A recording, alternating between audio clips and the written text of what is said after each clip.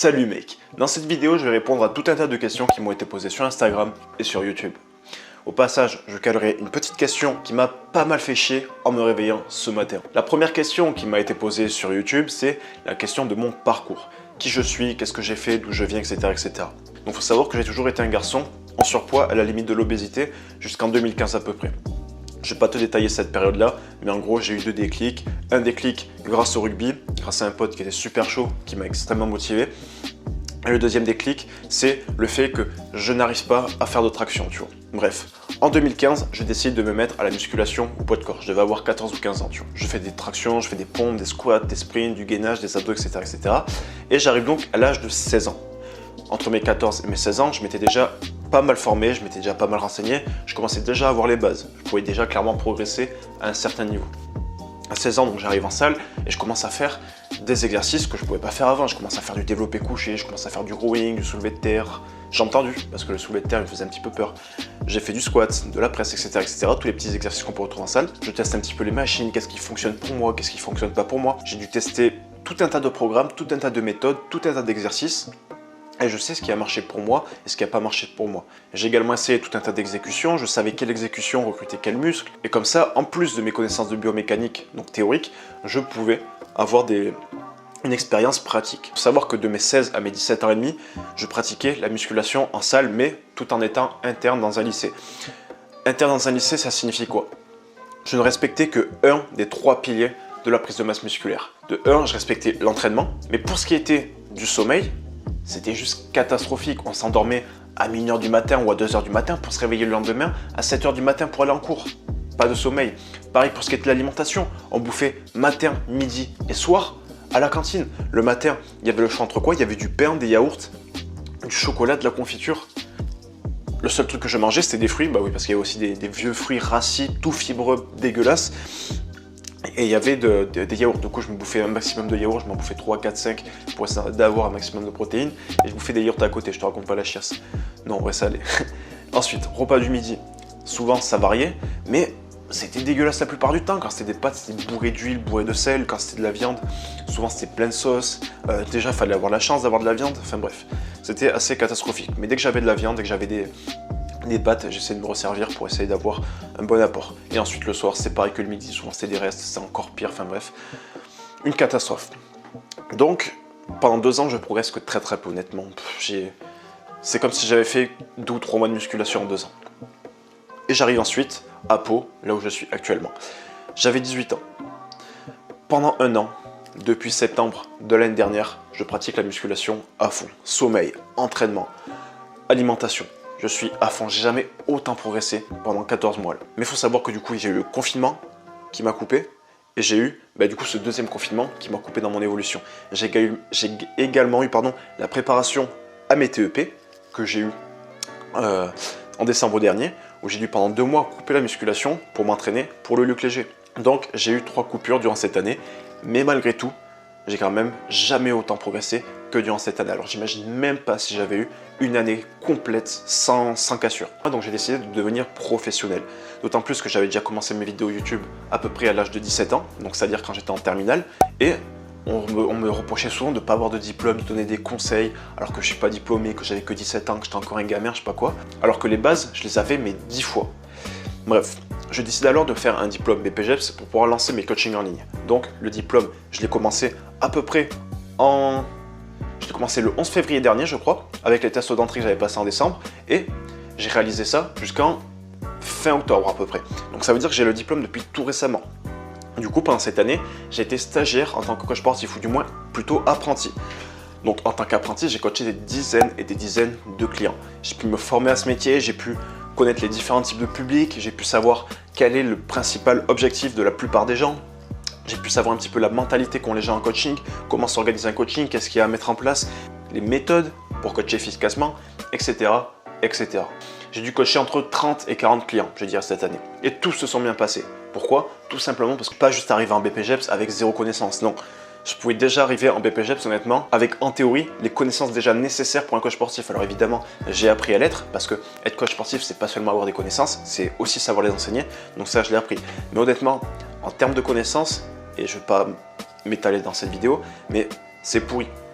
Et je vais faire la transition du coup avec la deuxième question, qui en réalité n'est pas une question qui m'a été posée, mais qui m'a fait chier ce matin.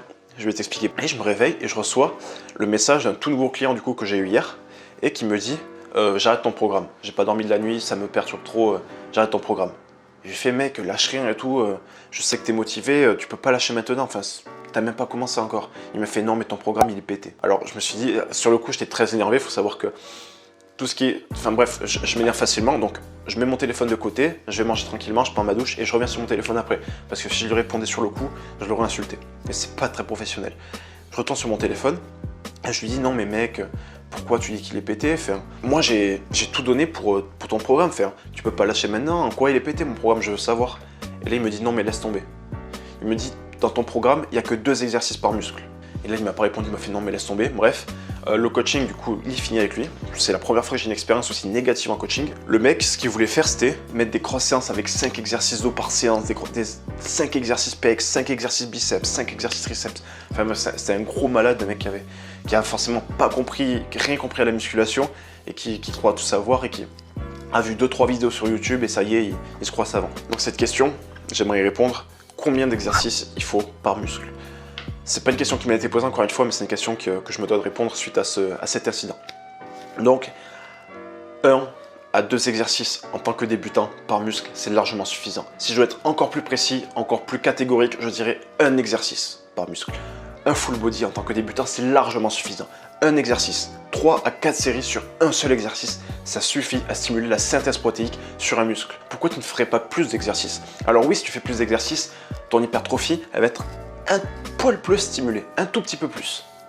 Mais en termes de récupération musculaire, les dommages musculaires que tu auras provoqués, ils te demanderont une récupération énorme. Ce qui fait que même si ton intensité qui est un petit peu au-dessus, voire beaucoup au-dessus, te permettrait d'avoir un poil plus d'hypertrophie, à côté ton volume, il va chuter drastiquement. C'est pour ça qu'un exercice par muscle en full body de 3 à 4 séries, c'est excellent pour la prise de masse musculaire, surtout quand on est débutant. Il y a des mecs qui sont hyper chauds en musculation. Je pense à Ersoviak, qui est un collègue à Kylian Sensei. Donc Kylian Sensei, c'est un mec que je suis. Et Ersoviak, c'est un mec qui est sur les groupes Facebook et qui a un sacré niveau.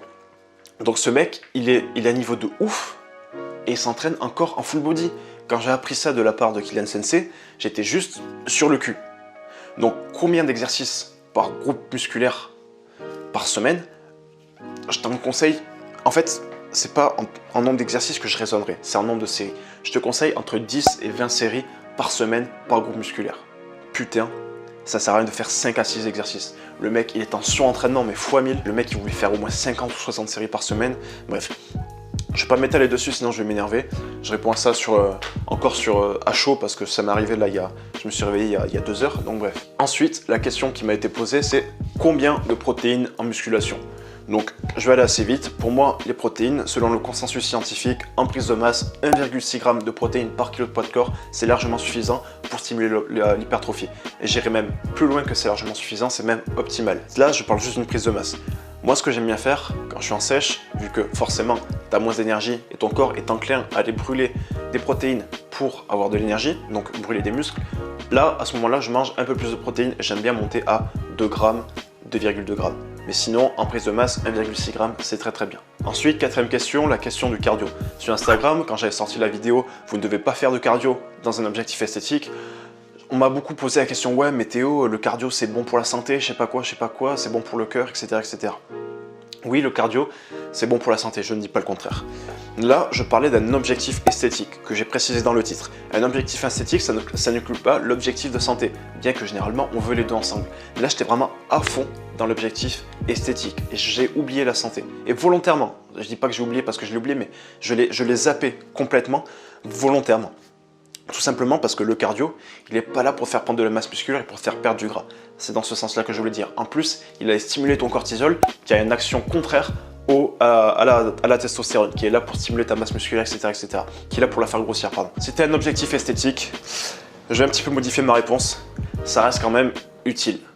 Ça va, oui, certes, sur le court terme, limiter ta progression en termes d'esthétisme. Tu vas prendre moins de masse musculaire, mais sur le long terme, ça va améliorer ta récupération, ça va améliorer ton influx sanguin, ça va améliorer le transport des nutriments vers tes muscles, parce qu'évidemment, plus tu as de masse musculaire, plus tes muscles ils ont besoin d'être irrigués, logique. Donc le cardio, c'est pas mal sur le long terme, mais sur le court terme, c'est pas ce qu'il y a de plus essentiel. Et ensuite, pour finir sur cette vidéo, la 5e question, qu'est-ce que je pense des régimes cétogènes, des régimes paléo, des régimes végétariens, etc. etc.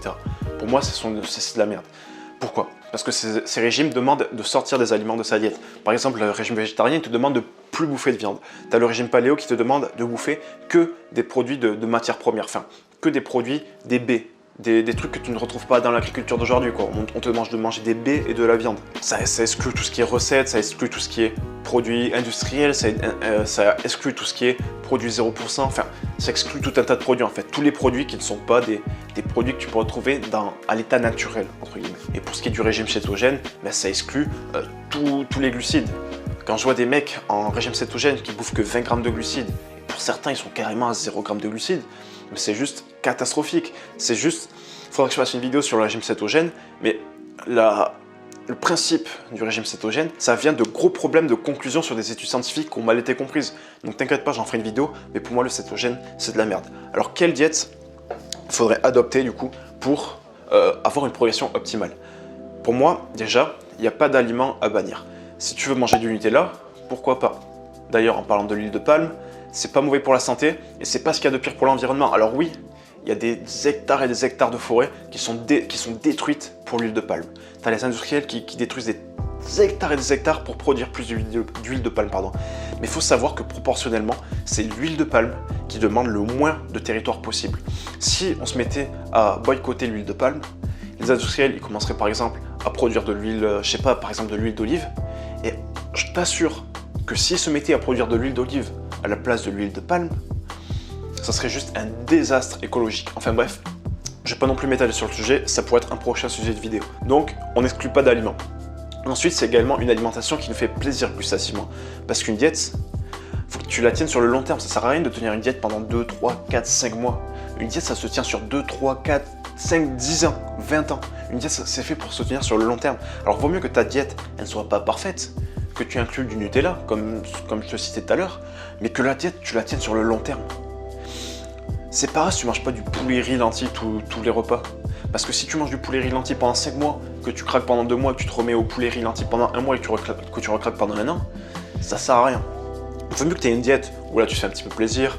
Le matin, bon voilà, tu te manges, pourquoi pas des œufs avec de la confiture, un petit peu de pain complet. Donc voilà, c'est pas ce qu'il y a de plus optimal, mais au moins, bon, t'as ton apport et c'est pas parfait, mais c'est déjà ça te fait plaisir gustativement. Mais c'est ce petit déjeuner, tu sais que tu vas pouvoir le tenir sur 5-10 ans parce qu'il te fait plaisir. Un truc que tu bouffes qui te fait plaisir, tu sais que tu pourras le bouffer sur le long terme. Quand tu vois ce qu'on bouffe dans notre société française, en France, tu vois, le matin on bouffe du céréales, on bouffe du jus d'orange, on bouffe des pommes. Ce petit déjeuner c'est censé être équilibré où il n'y a que des glucides, laisse-moi rire, enfin, le truc, c'est normal que tu vois, les gens ils aiment ça, tu vois, et forcément ils le tiennent sur le long terme. Alors moi je veux que tu aies un petit déjeuner que tu aimes comme celui-là, afin que tu puisses justement les tenir sur le long terme, tu vois ce que je veux dire? Si tu veux un coaching gratuit avec moi, pendant 20 minutes, on va concevoir une stratégie qui va te permettre d'évoluer physiquement, et tout ça gratuitement. C'est totalement gratuit, c'est totalement offert, on va travailler tous les deux gratuitement. Je t'invite à cliquer dans le lien qui est dans la description, ça s'appelle appel gratuit ou coaching gratuit. Ça fait je sais pas combien de temps qu'il est là le lien, peut-être une semaine, et je sais toujours pas comment il s'appelle. Enfin bref, je t'invite à cliquer dessus, tu réserves ça et on se fait ça dans les prochains jours. À demain mec, c'était Théo, n'oublie pas de t'abonner, ciao ciao.